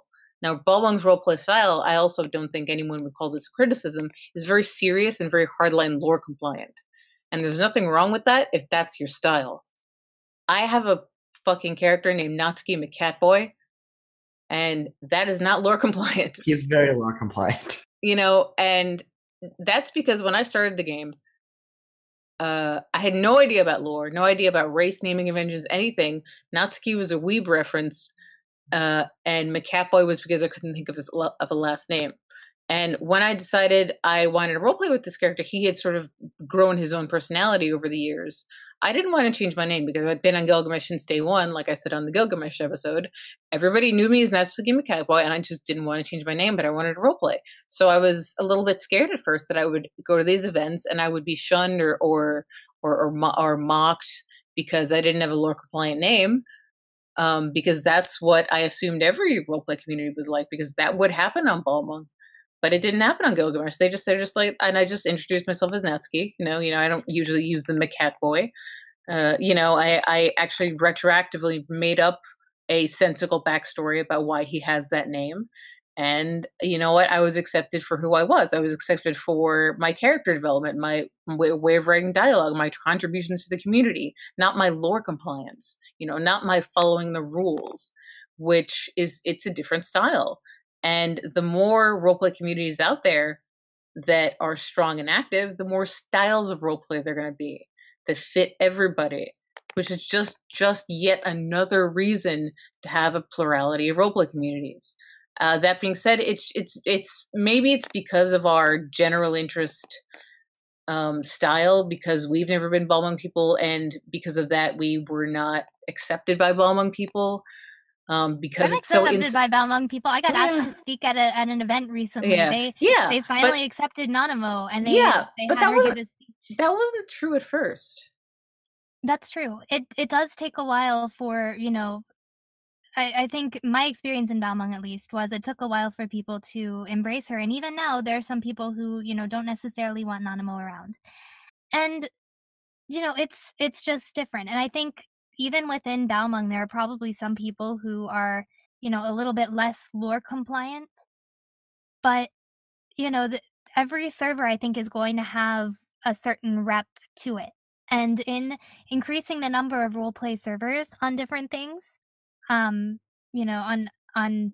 Eorzea, shall we say, it increases this freedom of choice, where if you don't exactly know what a roleplay server is going to be like, save for this kind of hearsay that you might hear, like if you post in a group and say, hey, what server should I go to for roleplay? Here's my style. You now have that choice, and that can serve as at least a good basis for where to initially go. And if you want to change servers later, fine, go ahead. It's all up to the individual. But now that we have, a place like Balmung and Mateus, I think both of them are, some people have called it Balmung Part 2, but I've really witnessed like a little bit of a difference between Balmung and Mateus. And, I think that's cool. I think you now have more places to go, and you can find your people.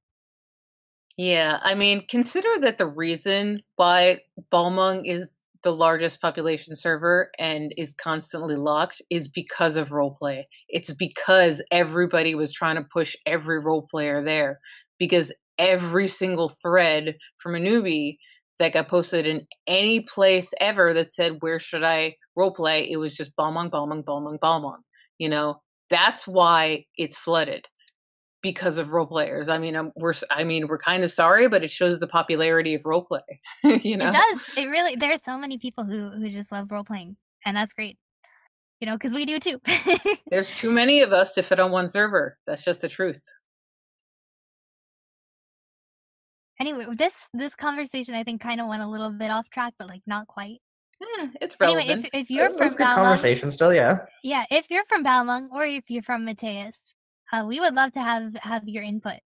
You know, because we do want to share role play in general. Like that's always been our goal, is just promote role play, no matter where it is, no matter who you are. Just kind of come in, have fun. You know, Yeah. that's what this game is about. Yeah, for too long, the roleplay community was segmented into the Balmung people and the everybody else people.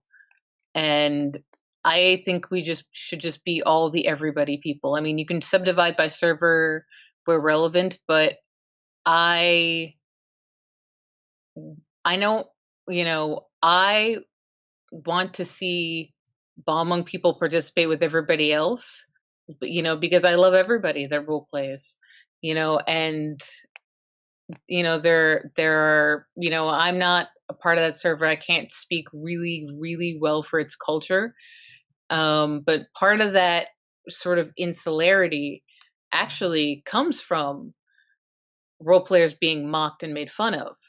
And sort of that sort of, we have to stick to our own, we have to stick to Balmung, came from a fear of going anywhere else and then being mocked or being called an ERPer. So some of that's justified. So the sooner that we stop bullying role players, the sooner that we'll all be able to be accepted on every server. Let's consider that too. Yeah, we were talking. We were talking to Dylan and a few other people from Balmung a couple weeks ago around the Blitzball tournament. Yeah, thank you. And yeah, we were having similar conversations. Like, there's a lot of people that still don't understand or even see. Like, you're talking about how different servers have all these different communities. Like even within Balmung, there's a ton of different communities, and showing people that it's not just people going around and doing ERP, or it's not just specifically like people who are very strict on lore, or like there are many different ways to RP on whatever server you happen to be on, whatever community you're a part of. Sure. That's something that we're trying to bring out as well. Like, I know we've been approached by a few people to kind of have a few more episodes in the future on this as well. As well as some of the stuff that we've done in the past, and I know you guys are doing with Newscast and everything. So I think that especially as time goes on and as people see a little bit more like the RP crowd, and it'll definitely should get a lot better. For sure. I mean, at the very least, now when a newbie posts on a forum, hey, where should I go for RP? Everybody just can't say Balmung. I mean, maybe they might say Mateus, but they'll probably mention a few other servers too. They'll be like, hey, try Gilgamesh, try Genova, try Lich. You should try Lich. Lich is great. It's just within every server there are just different communities, and I think there are all sorts of roleplay that can be found on all sorts of different servers. I think that's the main point here. You can find somebody who's interested in, a type of roleplay that the server isn't so-called known for. Different strokes for different wherever folks. you go. Yeah, annoying as it is at times, even for me. I think the Balmung Lockening is one of the best decisions that Square Enix made. Yeah, I mean, even from a technology point of view, it was untenable for a lot of people to play on there. But certainly from a population balancing point of view and a spreading roleplay point of view, I think that it shook things up in a way that it needed to be shaken up, I think. Shook. Shake it like a Polaroid picture. Shake it like a Polaroid picture. Hey, shout outs. Let's do it. All right. Emmy, who would you like to shout out and thank? First person who comes to mind would be the wonderful Wonder Sabaku, also known as the head of the Stage Reborn. He's been incredibly supportive during our hiatus. He's been helping a lot with the press releases that we've been doing as part of Musecast. And so, he might not be, technically part of the Musecast team, but he's been immensely, immensely supportive and helpful in, in helping us get back on our feet, get back podcasting. I'd also like to take a moment to shout out to the people who donated to us while we were going. Part of the reason why we were stuck was because of the house location where I live right now, and it was really noisy. And so I had to move into my closet, which is where I am right now. Hello from my own closet, just so I could get a decent recording space. And so were it not for Musecast listeners, we wouldn't be in this spot. I would not have been able to get back to being able to record as quickly as I did. So thank you to them. Thank you again to all of our listeners who have stuck with us, whether you jumped on pretty recently or whether you've been here since day one. Thanks for staying with us. Thanks for listening. And shout out to Remix, who's already here, Aw. for being a great co-host. Aw. And I'm really glad that I've gone through this 2-year journey, and here's to many more. Ooh, toast. Come by. Yes, well, to be also sappy, shout out to my co-host Emmy, who's also Aww. After all this, still a good friend, because to be a dynamic duo, you first and foremost you have to stay friends, and it gets tough when both of us are weak, and because when one of us is weak, we will lean on the other, and I hope that continues to be the case. When we're both weak is when things like 5-month hiatuses happen. So if there's ever a time in the future where we recover for this, but one of us also goes through a bad time, we have to remember to lean on each other. And, sometimes you have a tendency to, I know I have a tendency to be like, no, I'll handle my own problems. I don't want to burden other people. But Let me do it. You also have to remember that a dynamic duo is made out of two friends that respect each other equally. And I think that, probably Flavs and Shin can attest to that. That's how it survives. That's how it survives and thrives on the partnership, just like any other relationship. Speaking of relationships, I like to say that other than FF14 and its community and my involvement in the game and my involvement in Musecast and all these other just side projects that keep me from being on the couch all day depressed, they give me reason to drag myself up and do some work, because I know that people are counting on me. I definitely want to thank all the Musecast listeners, because I think of them every day and I think about how much I'm letting them down, but I don't want to let that depress me. I want to let that motivate me to stop letting them down. We can do it. Yeah, we can do it. And I mean, at the end of the day, it's a volunteer effort, and it's I shouldn't feel bad that real life has to come first and that unexpected things happen to us both at the same time, but I still feel like I owe them, and there's so much more that I want to do. We still are brimming with ideas. And look, FanFest is in November, but anyone who's ever worked in press knows that shit starts immediately. Any big event like this, prep started the day that the dates were announced. As far as if you want to get something special going on, and we have ambitions and goals for special things we want to do, we got to get on that. There's still time for sure, but the earlier the better. And we have a long-term plan for rocking the house. We have some lofty goals, but I'm excited. We're gonna make it though.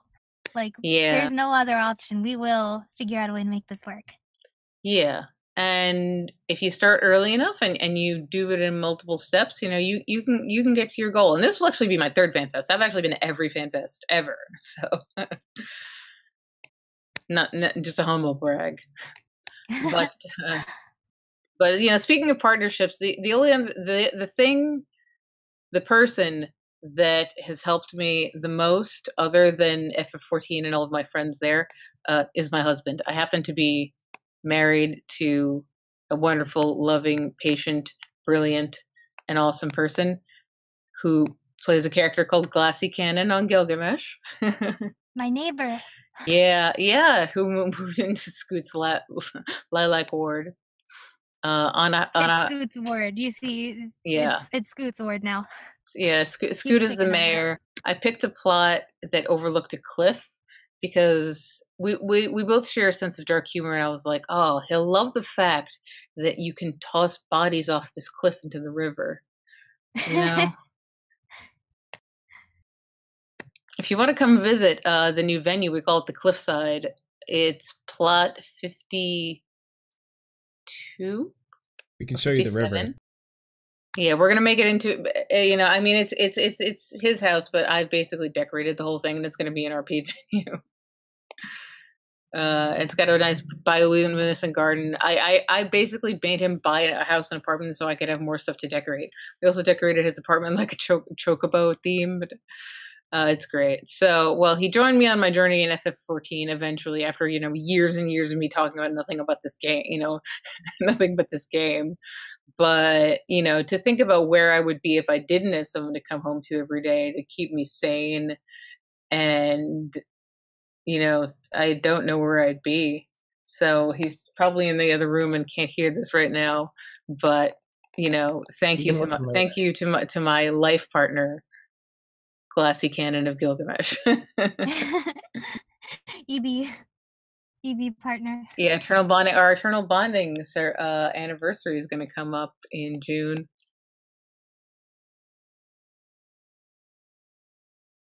Don't look at me. I didn't. Yeah, we got married in real life, and then we got gay married later. Ali and I got married 3 days ago, so we celebrated our 3-year anniversary. Yeah, and of course, in-game marriage, not real marriage, of course, but like isn't Scoot in-game too young? marriage.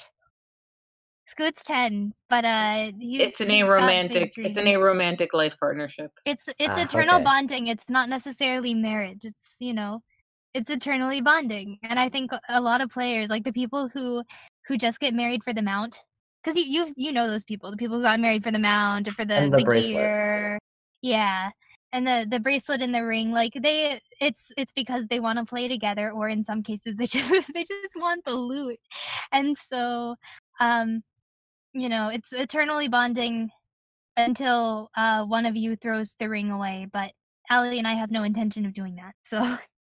Yeah, the ring actually tells you your anniversary now. It does. It's great.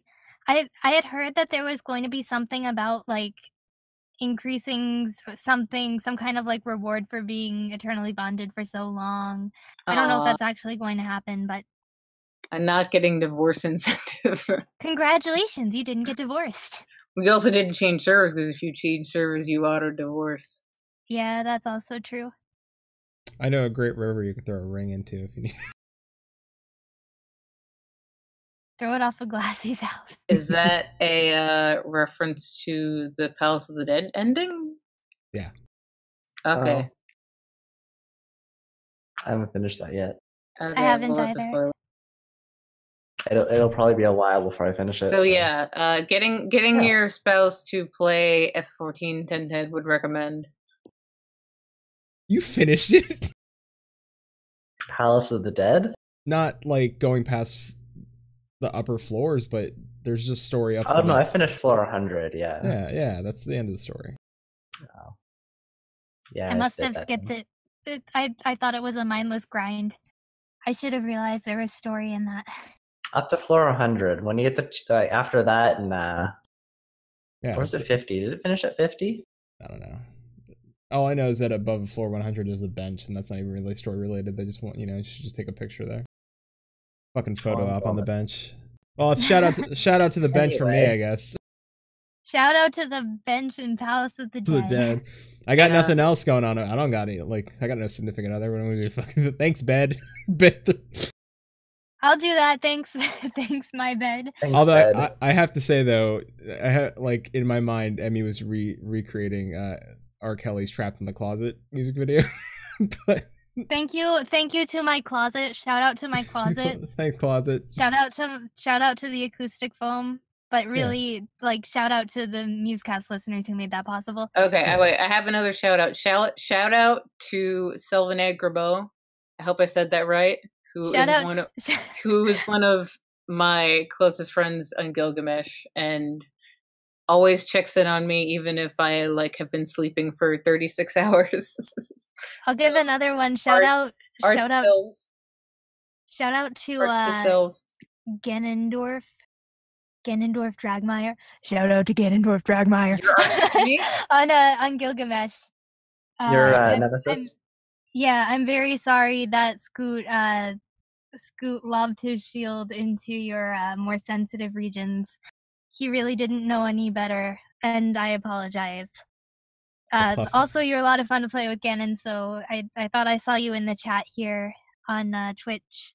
But if you are here, shout out for being so great to roleplay with. I'm really glad that Scoot actually has a nemesis, because it's really nice to see that not everybody loves Scoot. It's really nice when something different happens. Yeah. No, but for real though, thanks, Shin. I don't know, I feel like I thanked you a hell of a lot like 2 weeks ago when somebody wrote in about like how we met. So. But yeah, thank you, and thank you of course to Emmy and Remix. Congratulations again on 2 years, and thank you for being here. Oh, bad. I got a bunch more shout outs. Shout outs to some really great people I met on Balmung called the Non-Playable Company, NPC. And it was so surprising to find a group of NPC role players just like we have on Lich, but on Balmung, because they get a lot more hostility because of that like hardline lore compliance culture. And I'm so glad they exist. They're one of the reasons why I moved my Jessie J character there, because they're the only Balmung's the only place where I've ever found people that are role playing Biggs and Wedge, because there's Sids and Neros everywhere. But I'm like, no, I need employees to boss around. I don't know. We had what was it? Door Wedge, Door Biggs. Yeah, but this is like I want so bad to create just like a Garland Ironworks RP group. I think there's a whole group on Balmung with that. I wouldn't be surprised. I would not be surprised if pretty that sure existed. they entered the Blitzball tournament. They did. Oh man, this is what I get for being on because I'm also on hiatus from actually playing. Like Sil will tell you, like I'm not on a hiatus because I'm just like gaming all day. I just sleep all the time. Like oh yeah, we still sponsor the Limbs and Bucks, the Buccaneers. I want to sponsor the Odon team. If they ever do another Blitzball tournament, then I will gladly support Odon. I talked about it. All right, let's get the record straight. Leminson is the demonym. Leminson is a person from Limsa Liminsa. The Buccaneers. Leminson. The Bucks. Limson. The all Limson. Leminson. The only all female. Like Leminson anchovy, you know the stuff you make fertilizer out of? Leminson anchovy. Leminson. You're talking to a person that crafts about 0% of the time. 0%. Shin, shout outs, thank yous. All right. I don't have anything in particular, but I did want to thank both Emmy and Remix. Thank you so much for coming on, and give you a huge congrats for being around for 2 years, for surviving 2 years, and for like keep putting out amazing content for the past 2 years, even through your hiatus, and you still sound like you have tons of plans and everything going on. So thank you very much for all of that, and thank you for coming on to our show, and thank you for last year helping out with Extra Life and raising, I think you were one of the top groups that helped raise money with our fundraising. So yeah, I just want to say thank you so much. We did great work last year, and this year we're doing pretty well too with the Blitzball tournament and everything. Yeah, there's already been a huge uptake for the Extra Life teams on here, and I'm hoping that kind of as we get closer to summer and we get a little bit more people get back into things, we'll start organizing things. It's been kind of crazy on our end, so yeah, hopefully things will settle down a little bit now and we can start pushing a little bit harder. Yeah, it's gonna be close to FanFest, which is gonna be a little cray-cray, but It's the weekend after FanFest for the event, but we're trying to plan stuff leading up until that point so that we don't have to go too hard that day. Mm-hmm. Thank you to the Blitzball teams who donated to us. Yes, we hit, hitting over and 1,000, for like organizing all of it. Hitting over $1,000 in like months before the actual event is a great start. I wanted to throw one more thank you out to my co-host Vladis for putting around this whole show tonight. I've been gone out of town for the last week and a half, and right before I was leaving, Remix reached out and was like, "Hey, so we have our 2-year anniversary coming up," and I was leaving, so I couldn't really do a whole lot. But Vladis kind of took the lead here, organized it, kind of got everything planned, and had a lot of the content for tonight organized and all planned. So by the time I got back, we just had to kind of finalize it, send it out, and brought this kind of show all together. So thank you very much for getting all that done. It's gone quite well. Yes, he displayed a great display of competence. Competence. I'll take both. Both are good things. I'll take both. All right. So as always, I might want to tell people where they can find you and how they can listen. Okie dokie. Well, you can find us on our website, which is www.musecastxiv.com. You can also find us on Facebook, Twitter, what else? It's been so long since I've been doing this. Facebook, Twitter, and Twitch. Tumblr. We are on Twitch. That's true. We are on Twitch. Our Twitch channel is twitch.tv/musecastxiv. Our Twitter username is @musecastxiv, and on Facebook, just look up musecast14. Same spelling and all that, and you'll find us there. We also have a Discord, which you can get to through our website, which is musecastxiv.com. And our podcasts themselves are posted on our website, but you can also find them on iTunes and Stitcher and Google Play. If you just search up our podcast names, you will find them pretty easily, I would say. Yeah. All right. As for us, if you're on Gilgamesh, you are out. No FC. Come join our FC, Dominant Umbra. It's as Abby from She Heals I Tank puts it, her favorite place in the world. So when it's true, she's pushing Vegan Pete to join us. So you too can hang out with us and take your pole arm and shit. Yeah, and shit. And poke skinks out in the North Ishgard. How we dry. That's how we dragoon. So find us on Greg. We got an iTunes review, and I'm gonna read that really quick. So a group of cool dudes being bros. That's about right. That's about right. This podcast I don't know how I feel about being a bro. Right? I don't know. Yeah. Honestly, this podcast is honestly pretty great. It's funny and informative when it comes to anyone playing or interested in playing Final Fantasy XIV. The cast has a great chemistry and always finds a way to fill the episode with seemingly never-ending laughter. P.S. More Haunted Phone. I told you, it's a winner. Everybody loves Haunted Phone. I don't know how it is, but it's somehow, yeah. It won. And PSS, I'm also on Gilgamesh server. I'm Oni Griever. Hope to see you guys around. I will find you. You won't see me. He'll stalk you. I'll show right behind you. Go. Poke. All right. Well, you can find us weekly on Fridays at usually 6:30 p.m. Eastern, 6:30 p.m. Pacific, 9:30 p.m. Eastern. You can find our show recorded every week. We post them up on Mondays. They'll be on iTunes, Google Play Music, Stitcher, or whatever podcast app you want. You can access that on our website, www.maelstromradio.com. If you have any questions, comments, fanfics, pictures, whatever you want to send us, please feel free to send it to us. You can email them to us at show@maelstromradio.com. We also have a Discord server. You can come and join. You can find that either on our Twitter or on our website. You can find us on Twitter at Maelstrom_radio, on Facebook at facebook.com/MaelstromRadio, or on Twitch at twitch.tv/MaelstromRadio. Thanks. Chili, go night-night. It's 5 a.m. for you. Go night-night. Night, Chili. All right. Also, we appreciate if you're gonna listen to us, or even if you have Android or you're doing Google, just install iTunes, give us a quick review, and then uninstall iTunes. No, do it. That's how they find us. Review us everywhere else. No, fine. No, but seriously, thank you for the iTunes reviews. We appreciate it, but we want more. Give us more iTunes reviews. It helps. Thank you all. I'm gonna. Anybody else want to say a final goodbye before I mute? And I will. Okay.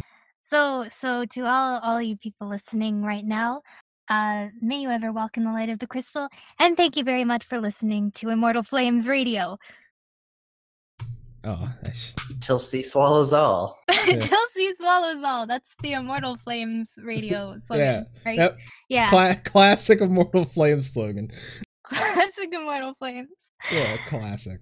All right. And of course,